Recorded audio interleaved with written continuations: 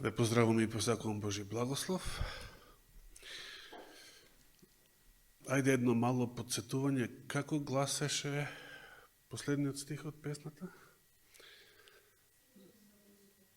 Значи, крај мене ме држи за рака како и сигурен сум јас. Ја запамтивте оваа песна? Дали првиот проблем што ќе го доживеете после ова богослужение, стрес, неволја, лоша вест, можеби, болка, диагноза, не знам каква. Дали ќе ги заборавите овие зборови? Дали ќе заборавите дека Господ е секогаш покрај вас и кога страдате?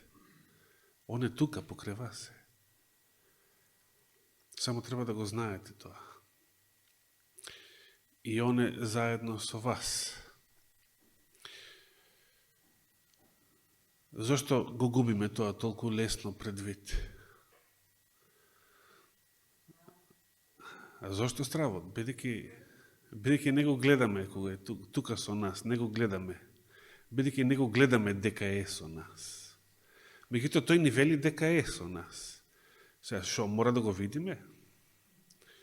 Значи, лаже Господ, се шегува Господ. Ако тој вели дека е со нас и тогаш кога не го гледаме, ние никогаш не го гледаме, кога страдаме и кога ни е најтешко и кога се чувствуваме сами, најобесхрабрени, значи кога ни е најлошо, Господ е секогаш со нас. Зошто? Затоа што така рекол. И само тоа треба да живееме со вера, дека тој е секогаш со нас. А ако ја немаме верата, тогаш и да биде со нас, и физички, тука во чамецот, исто во коработ, спиел, како што почетевме на прамецот, спиел на перница на прамецот, од лагјата, од коработ. Но, кога немаш вера и ти го гледаш Господ, тука е по тело, тука е, го гледаш, можеш да го фатиш, можеш да му правиш муабет, ама кога немаш вера, џабе, и онда е тука, пак стравои, пак фобии, пак неволи, истите проблеми. Не е до чулото за вид и допир. Туку е до верата. Затоа не е потребно да секојаш да го гледаме Господа физички. И затоа им рекол на учениците, подобро е за вас и јас да заминам. Зошто рече така? Подобро е за вас и јас да заминам. Бидејќи ако заминем, што? Да, а ако не заминем, што? Утешителот нема да дојде. Значи, ја да заминам, за да ви го испратам утешителот и тој да биде секојаш со вас. И тука наоѓаме една друга интересна причина зошто е подобро да не го гледаме Христа физички. Би се чувствувале посигурни ако Христос е физички присутен тука со вас? Го гледате неговиот лик, да го допирате, да зборувате со него. Би се чувствувале посигурни? Хај размислите. Како би реагирали ако Христос е физички присутен тука со нас? Дали би сакале да бидеме заедно со него или би сакале да држиме дистанца, како што зборува Флани? Или дали би сакале да фатиме прво джаден, да побегнеме од неговото присуство? Значи, и тоа би зависело, Христовото физичко присуство не би ни користело ако нашата духовна состојба не е во ред. Не би ни користело. И затоа рече, подобро е да заминам, значи подобро е да не ме гледате, бидејќи тогаш кога не ме гледате, тогаш вашиот фокус ќе биде каде? Во верата. Тогаш со вера ќе ме барате. тоа ќе биде шансата. А вака, кога Христос бил физички присутен, апостолите све чекале од него, и затоа и кога се случува проблемот, и бурата, и неволјата, они чекаат он да ја реши, наместо тоа он спие и нив ги фаќа паника. Значи, ја немаат верата. А вака подобро да го немало Христа, како што и го немало, кога после биле облечени во силата на Светиот Дух, не го гледале Христа веќе физички покрај нив, но тогаш тие беа силни, тогаш тие беа верни, тогаш тие го испревртоа светот. И што е за нас подобро денес? Да го гледаме Христа физички или вака, кога не го гледаме?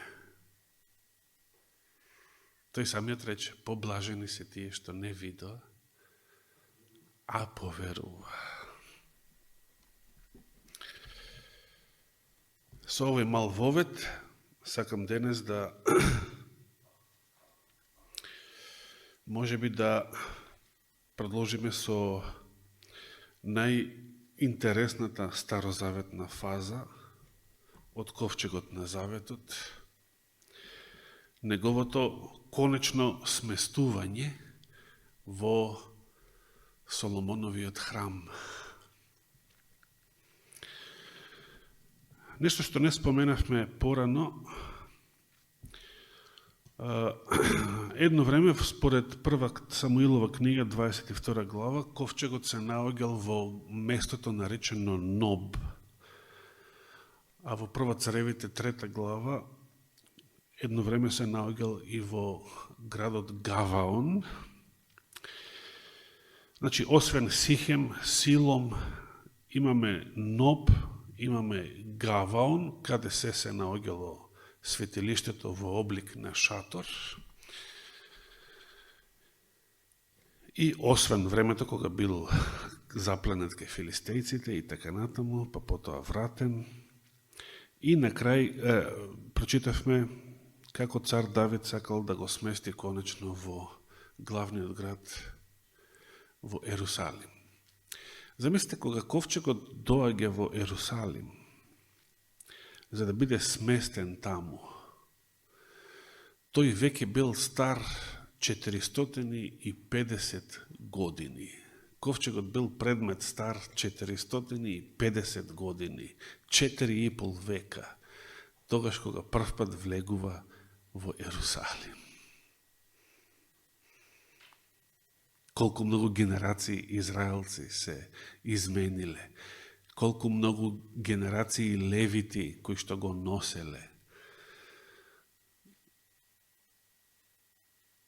Тие се раѓале, служеле, старееле, умирале. Ковчегот менувал генерации израелци и левити, а тој останувал со векови. Истиот предмет. И дошло време, во времето на царот Соломон, да влезе во Господовиот храм, во една трајна градба, изградена за таа цел. Соломоновиот храм, многу актуелна тема и ден денес. И во 2026 година многу актуелна тема Соломоновиот храм. Заради настаните што случуваат на Блискиот Исток. Еве, се разгорува одново војната таму, некои предвидуваат дека сега ќе ескалира и во нуклеарна војна и така натаму. Дали ќе се плашите? Што и да се случи, кој е покрај вас? Стефке, кој е покрај тебе? Цело време. Што и да се случува? Каков проблем и да се случува? Кој е покрај вас? Никогаш да не го забравиме тоа. Јас ќе повикам сега да отвориме во првата книга Царевите, 8 глава. Прва книга Царевите, 8 глава.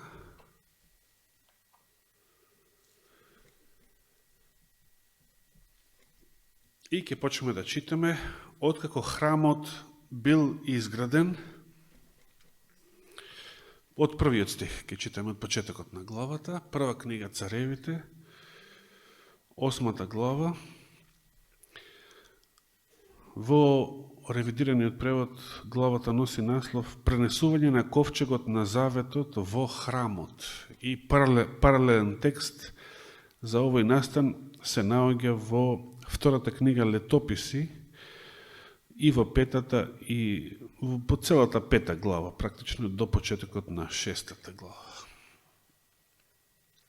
Тука читаме и се вели: тогаш Соломон ги повика кај себе во Ерусалим израелските старешини и сите кнезови на племињата, родоначалниците на синовите Израелови, со која цел ги повикал и он, како и татко му на времето, сите израелци. Се сеќавате цар Давид колку израелци повикал за пренесување на ковчегот?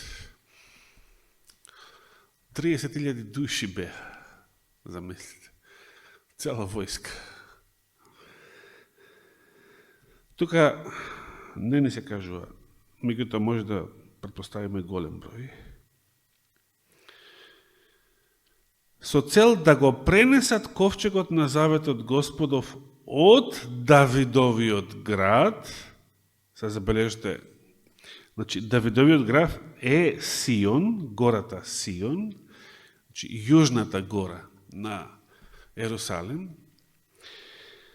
е Сион, е Давидовиот град и таму се наоѓала горната соба, таму се наоѓала Марковата куќа, каде што е одржана светата вечера и каде што е излеан Светиот Дух врз апостолите.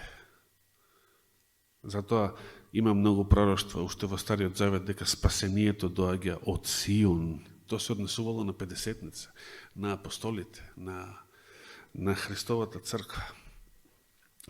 Од јужниот град, од Давидовиот град, од јужната гора, се извинувам, Давидовиот град, од Сион, треба да се пресели каде ковчегот?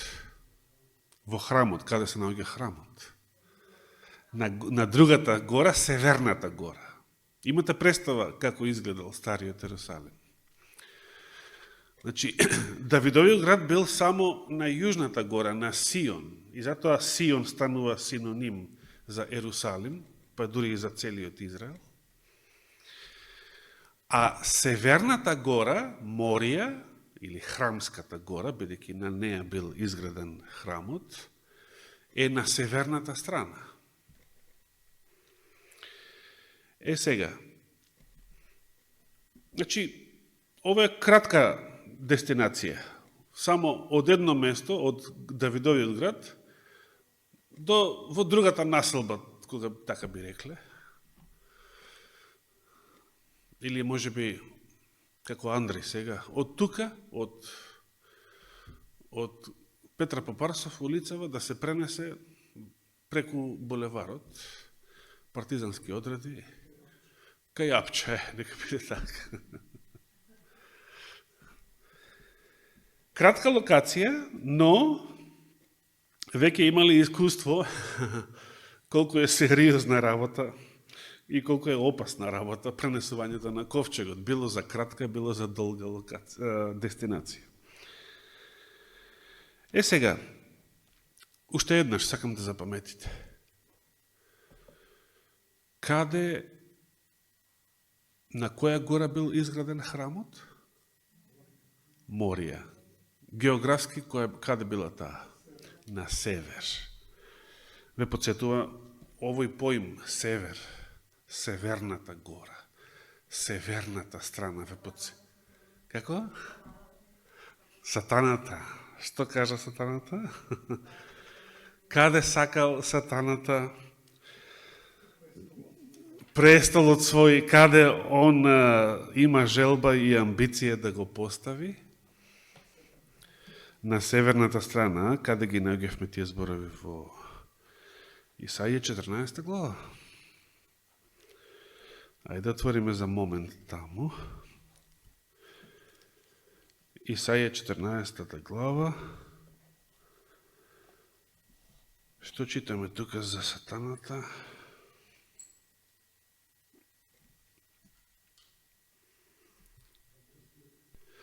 Го најде? Ајде почнеме од... И пред тоа се зборува за него, уште и во 9 стих кај се споменува подземјето, односно адот. Но ајде да почнеме од 11 стих, подобро, од 11 стих. Исаија 14 глава, од 11 стих. Гордоста ти се симна во пеколот. Овие го пропасти овој превод, во адот треба. Најдлабоките места на планетата, до јадрото на земјата, да речеме, со денешна терминологија. Со сиот твој шум под тебе има гнилеш за постилка, а црвите се твојата покривка. Поетска начин на изразување за гробот. Поетска метафора за гробот. Како падна ти од небото денице, сине на зората. Сатаната бил наречен звездата Деница.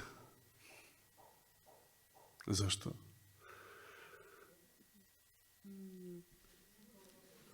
А зашто така се вика таа?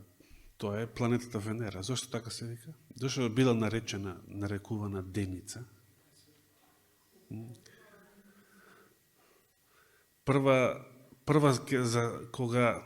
Да, тоа зависи кога ја викаат и вечерница, бидејќи кога е од другата страна на сонцето, е првата што ќе засветли на вечер, а последната што ќе изгасе наутро, кога е од спротивната страна на сонцето.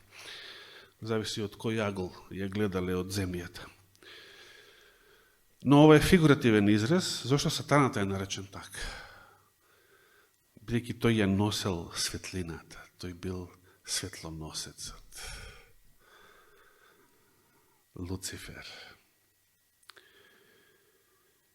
И како падна ти од небото денице, сине на зората. Зоран, твоето име од зората потекнува. Взори, многу рано, првата светлина.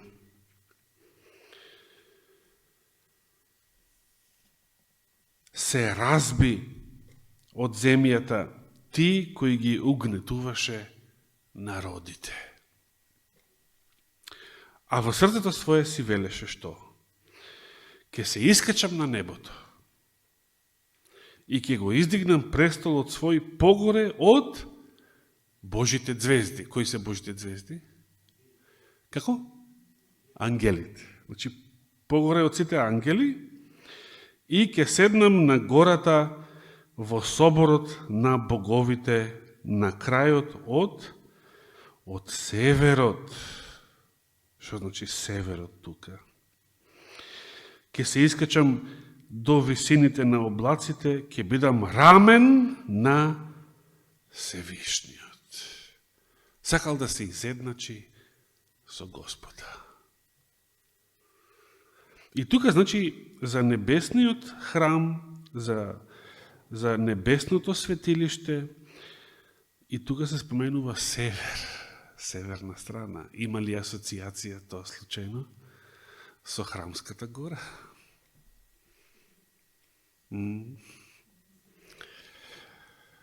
Дали е северот само метафора за Храмската гора, за таму каде што се наоѓа небесниот храм? Дали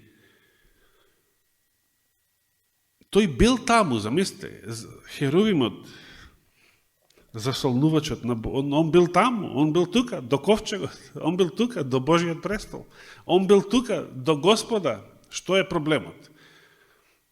Што е проблемот? Сакал да се изедначи со Севишниот. Не сакал да биде слуга.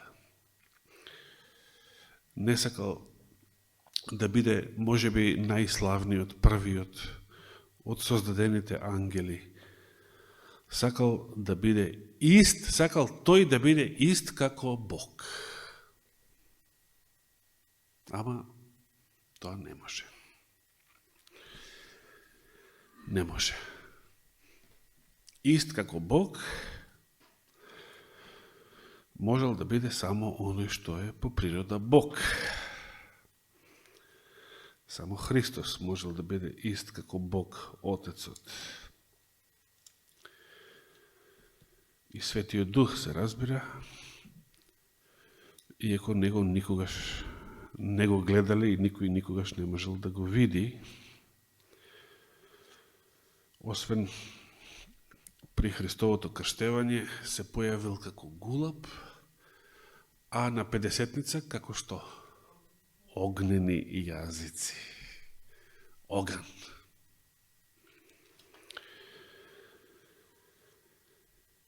Во ред, се враќаме ние во Прва Царевите 8 глава.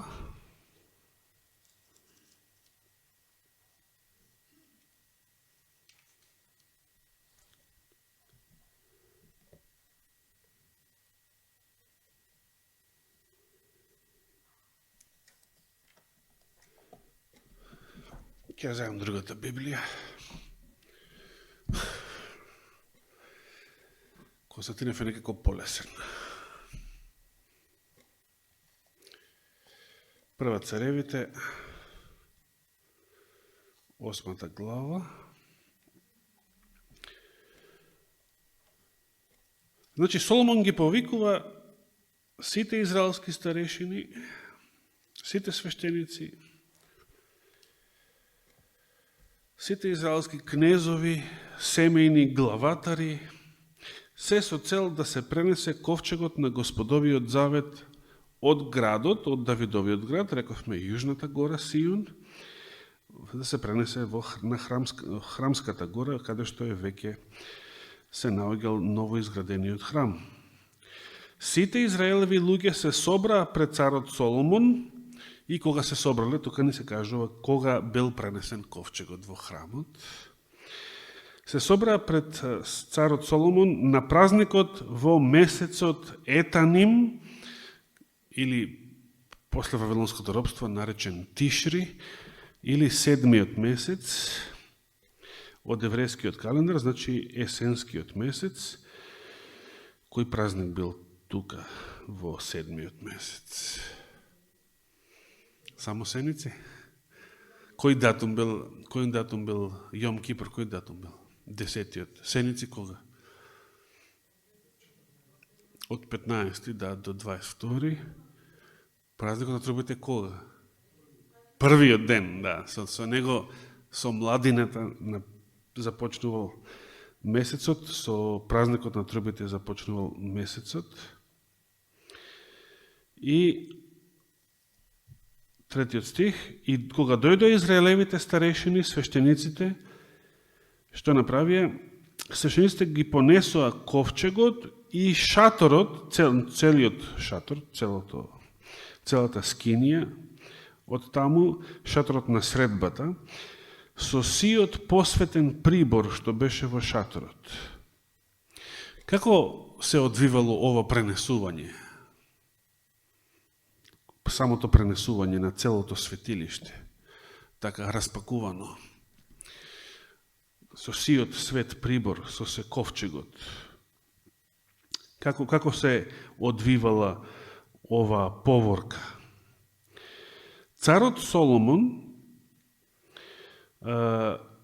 добро се кажува дека свештениците и левитите го вршеа пренесувањето, се разбира според законот, немало сега никакви узи, никакви премногу љубопитни, а неквалификувани лица околу ковчегот. Царот Соломон и сета Израелева заедница, која се собра околу него, жртвуваа пред ковчегот видите го сега ова. Толку овци и говеда, да не можеа да бидат преброени ни проценети. Ајде сега. Кога би учителе ова некои браќа и сестри, што се љубители на животните, ова за нив би било трагично нешто. Зошто Соломон наредил да се жртвуваат многу овци и многу говеда пред ковчегот? Не можеле да бидат преброени толку многу. Замисли каква сцена било тоа. Колку крвои тука течеле. Страшно. Би сакале да бидете присутни на такво нешто. Меѓутоа, какво значење имале сите овие жртви? Какво било значењето на сето ова? Зошто било жртвувано толку многу овци, толку многу говеда? Свештениците го донесоа ковчегот на Господовиот завет во неговото место. Каде беше неговото место? Во внатрешното светилиште на домот, односно во светињата над светињите. Таму беше местото на ковчегот. Под крилата на херувимите. Се сеќавате на крилата на херувимите? Кога проучувавме за поклопецот на милоста. Имено, тогаш го читавме и овој стих, ако не се лажам, имено херувите, вели Константинов, има расширени крилја над местото каде што стоеше ковчегот и ги засолнува од озгора и ковчегот и неговите драгови, тоа се мисли на шипките, ластагарките. Драговите беа толку долги, така што краевите им се гледа од светилиштето спроти светињата над светињите, но не се гледа од надвор. Во ред. И го читавме и овој стих, како се сеќавате, во ковчегот немаше ништо освен, што? Двете камени плочи, што ги стави Мојсей во Хорив, каде што Господ склучи завет со израелевите синови откако излегува од Египет.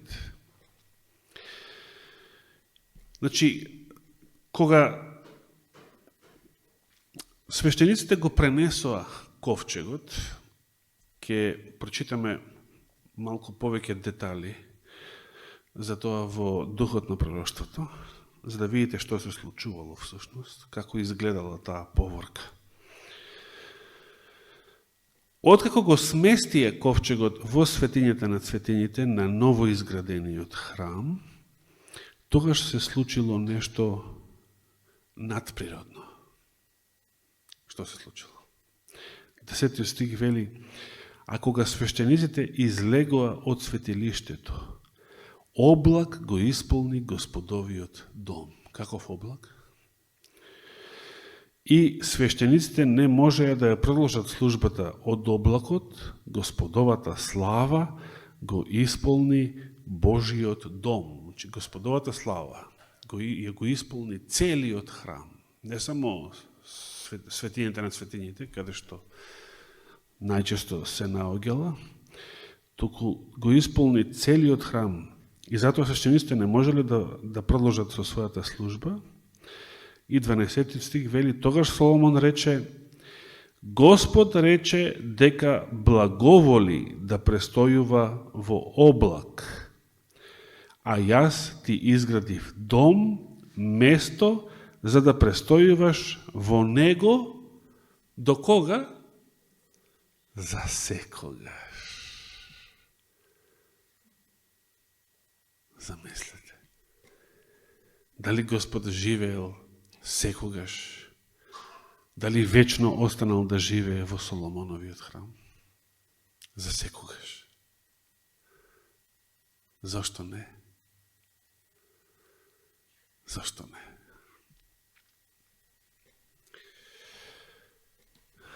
Затоа што самиот храм бил срушен. Зошто бил срушен? Затоа што Господ го напуштил. во времето на пророкот Еремија, Божјата слава го напуштила храмот. И сите ерусалимци можеа да ја видат како Божјата слава се наоѓа известно време лебдела над Маслинската гора. Го напушта градот, го напушта храмот. Зошто? Затоа што дошло време кога самиот Господ, кој што живеел на адреса, на земска адреса на планетата Земја, во Ерусалим, во Соломоновиот храм, во светињата на светињите, станал непожелен жител. Самиот Господ бил екстрадиран од Израел. Станал непожелен жител во Ерусалим. Зошто? Затоа што на народот му омиле гревот, беззаконието, идолопоклонството. На кој начин Господ и во нашиот живот станува несакан жител? Во нашите срца на исти начин. Кога ќе го избереме гревот, кога сакаме да живееме во гревот, го бркаме Господа. Кога го бркаме Господа од нашето срце, Неговиот свет дух, што се случува? Добро, тој не напушта и што сега? Имаме вакуум? Според Евангелието, не, секогаш има некои други духови, кои што одвај чекаат да видат празен дом, празно срце. И таму каде што престојувал Божиот дух, тоа бил чист дом, тоа бил изметен дом, тоа било убаво живеалиште. Но кога Божиот дух ќе го напушти тоа убаво и чисто живеалиште, бидејќи тој не сака да живее во нечистотија, некој друг сака да се всели на тоа место. И тој што ќе сака да се всели на тоа место е кој? Некој што живеел во тоа место пред да се насели таму Божиот дух. Како вели Исус? Значи, некој дух, нечист дух, кога човекот, кога душата прв пат се обратила кај Христа и се крстила и го примила Христа во своето срце, Христос ги изгонил сите бесови што пред тоа владееле со срцето и со животот на таа личност. Но сега тој вели дека нечистиот дух, изгонет од човековото срце, тој талка по пусти и безводни места. Ова безводни, малку интересен израз, да не навлегувам сега зошто. Некои велат дека демоните биле толку исплашени од потопот, што повеќе се плашеле од вода. Не мора да е тоа точно. Има се и се што денес на интернет. Но, како и да е, демонот не може да живее долго време надвор од човечко срце. Тој постојано сака да обседнува луѓе. И што прави? Не наоѓајќи мир, вели Христос, во пусти и безводни места, што рече? Ке се вратам од каде што излегов. И се враќа. Исус вели и се враќа. И што наоѓа? Наоѓа чисто, изметено живеалиште. Но што е проблемот? И вели се вселува во него. И толку е убаво тоа живеалиште, толку му е убаво што вели не се задоволува само тој да живее во него, туку бара и вика уште 7 други духови, полоши од него, и тие да дојдат да се вселат кај тој човек, и последната негова состојба станува полоша од првата. Како? Цимери, да. 7 цимери. Колку бесови изгони Исус од Марија Магдалена?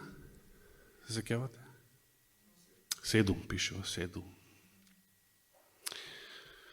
Сега, нашето прашање е, зошто демонот, кога се вратил и го нашол чисто и изметено тоа живеалиште, зошто се вселил во него? Затоа што бил празен. Тој дом останал празен. Затоа што Божиот дух не бил таму. Повеќе не бил таму. Можеме ли да го избркаме Божиот дух од нашето срце? Можеме. Со што? Со греф и нечистотија. Зошто? Бидејќи Господ не може да живее заедно со греф и нечистотија. За жал, Господовата слава не останала да живее во Соломоновиот храм за секогаш, иако Соломон тогаш на почетокот и кога се посветувал тој храм, навистина имал искрено таква желба. Божјата слава искрено имал таква желба да остане и да живее таму колку долго? За секогаш. Сакаме ли ние, браќа и сестри, Божиот дух да живее во нашите срца за секогаш? Како прво, сме го примили ли Божиот дух? Кога денес би бил тука апостол Павле и би не прашал, вие, браќа и сестри, овдека од Петар Попарсов, кога се крстивте, го примивте Божиот дух? Го примивте Светиот дух? Што би му одговориле вие? Тирена така би му одговорила. И сега, колку долго сакаш да живее Божиот дух во твоето срце? За секогаш? Сигурна? Ама и Соломон бил волку сигурен. И Соломон рече Божија да му изгради в дом на Господа, за да тој живее таму колку долго? За секогаш. Дали Соломон искрено го мислел тоа? Дали тогаш кога Соломон го кажувал тоа и подоцна кога ја опатува молитвата за посветување и подоцна кога, ако читате, нема тоа да го читаме, нема време, после молитвата за посветување, како друго чудо прави Господ. Оган паѓа од небото да ја запали жртвата, како во времето на Илија подоцна, на Кармел. Значи, Господ лично е присутен во храмот при посветувањето на самиот храм и откако во него е внесен ковчегот на заветот. За жал не останал таму за секогаш, како што и храмот не останал таму на таа гора за секогаш. Би сакал да прочитаме некои зборови од Елена Вајд во врска со овој настан. Во втората глава од Пророци и цареви, главата под наслов Храмот и неговото посветување, ова веројатно пред 2-3 години или 4 години, кога почнавме да ја прочуваме Пророци и цареви во петок на вечер. Но нема да почнем од почеток, туку од 21-та страница во македонскиот превод, последниот пасус.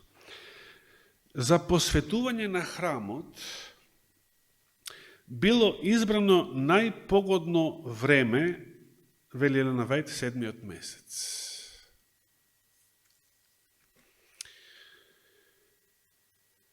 Кога по обичај народот од целото царство се собирал во Ерусалим за да го прослави празникот Сеници.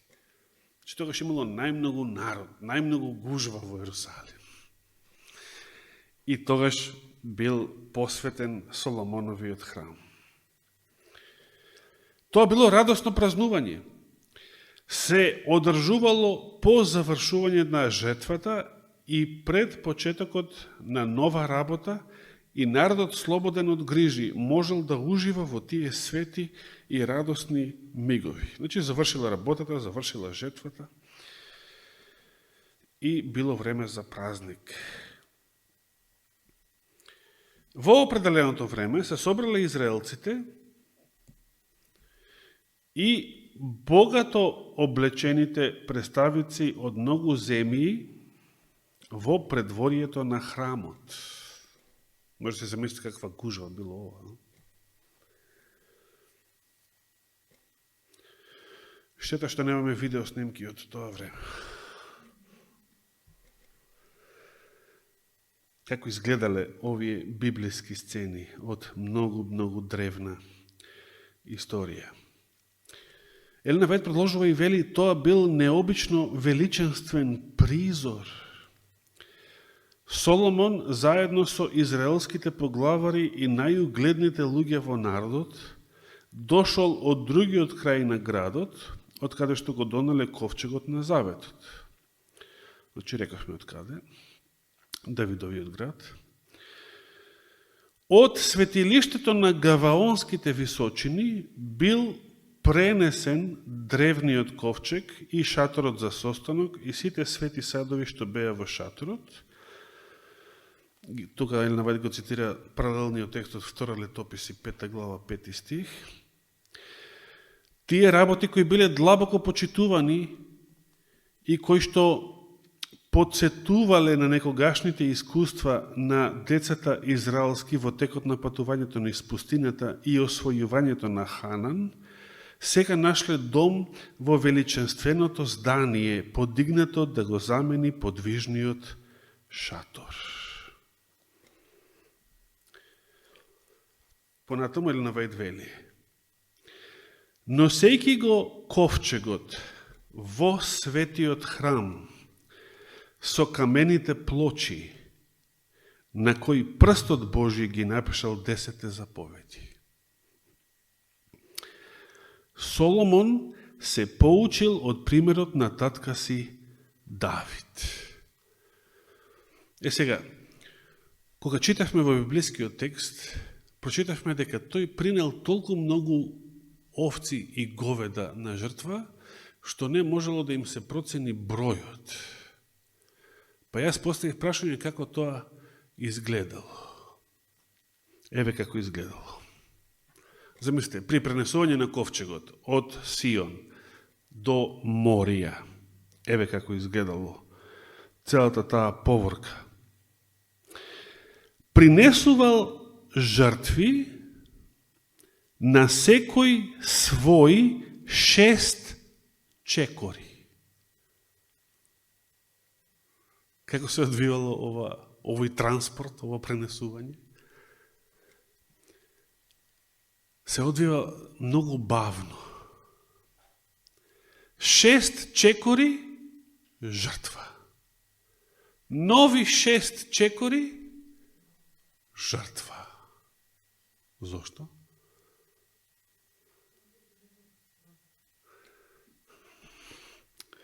Некој ќе рече, може би имале толку многу уплав од смртта на Уза и бетшемеците пред тоа. И целата хаварија што ковчегот ја предизвика кај филистејците во нивните градови, што сега биле исполнети со толку многу стравопочит, што при пренесувањето на ковчегот на секој 6 чекори жртва. Сега преостанува да се запрашаме колку изнесува растојанието од Давидовиот град до Храмската гора, колку чекори биле тоа од прилика, па да се обидеме да пресметаме колку жртви биле принесени.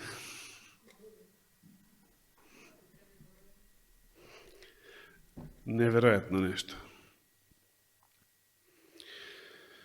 Тука може да се замислите зашто биле обземени со толку голема стравопочит, Божји страх, затоа што Господ бил видливо присутен. Може ли тоа да си го замислиме? Како би се одвивала нашата служба кога Господ би бил видливо присутен?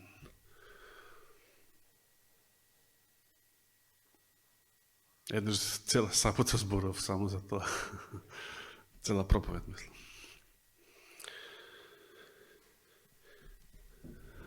Да продолжиме, уште малку завршуваме.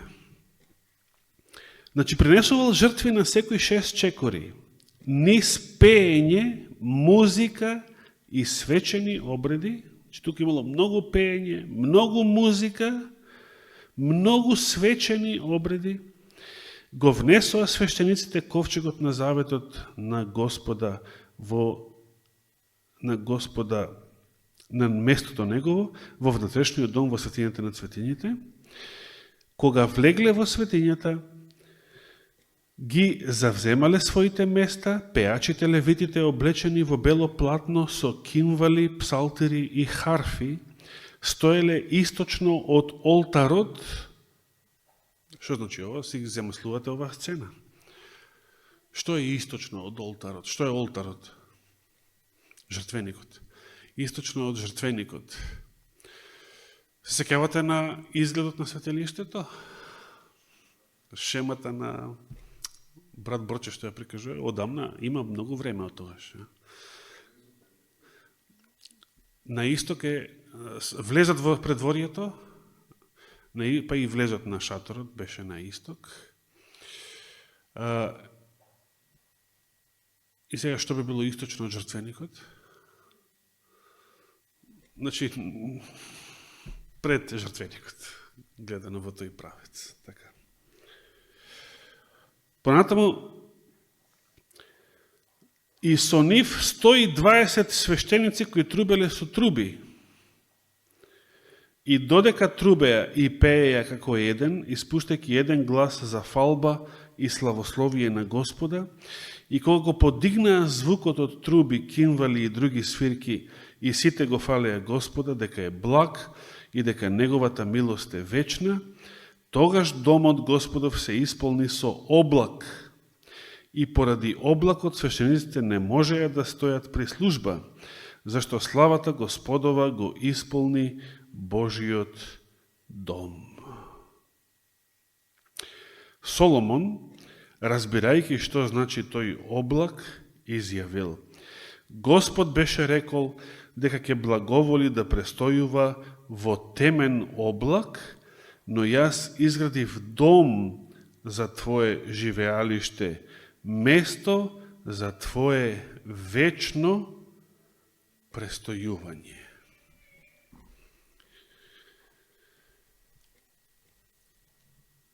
Во поинаква верзија, кажани зборовите што ги читавме во Константинов, за да Господ живее и престојува во тој дом за секогаш.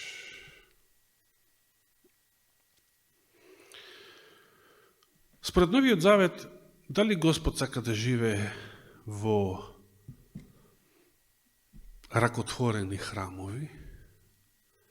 Дали Господ сака да живее меѓу ѕидови, меѓу овака кедрови ѕидови, обложени со злато? Дали има така посебен вкус за архитектура? Дали е тоа неговата желба да живее во ѕидови? Каде сака да живее Господ?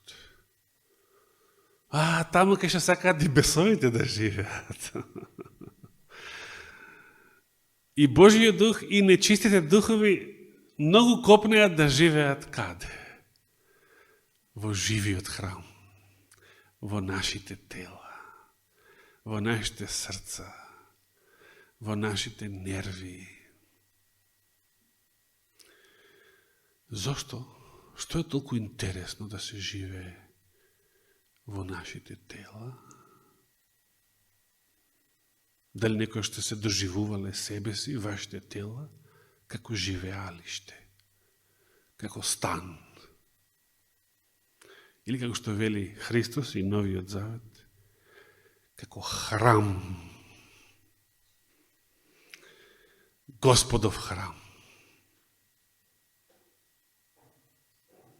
Дали нашите тела се храм? Че не било каков стан, не било каква куќа, не било каков дом. Дали ова ме подсетува, се сеќавате како бил граден Соломоновиот храм? Дали имало ваква бука? Не. Само кога би читале како бил граден, во која свечена тишина, секој камен бил однапред изделкан и само се пренесувал и во најсвечена тишина се ставал на негово место. Но тоа не е темата, бидејќи темата ни е повеќе за ковчегот. И сега како последна мисла за денес, пред да продолжиме ако даде Господ следната сабота.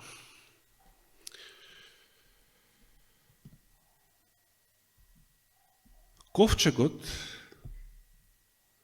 бил символот, видливиот материјален символ на Божиото присуство. Каде беше местото на ковчегот во целиот храм? Светињата над светињата. Сега, ако е пак нашето тело храм, нашето тело, Господ лично и апостол Павле потоа го прогласува нашето тело за храм. Што во нашето тело, прашање за размислување, што во нашето тело или каде во нашето тело е светињата над светињите? Ако е целото тело храм, што или каде во нашето тело е светињата над светињите? Прашање за размислување. И ако даде Господ живот и здравје, продолжуваме следната сабота.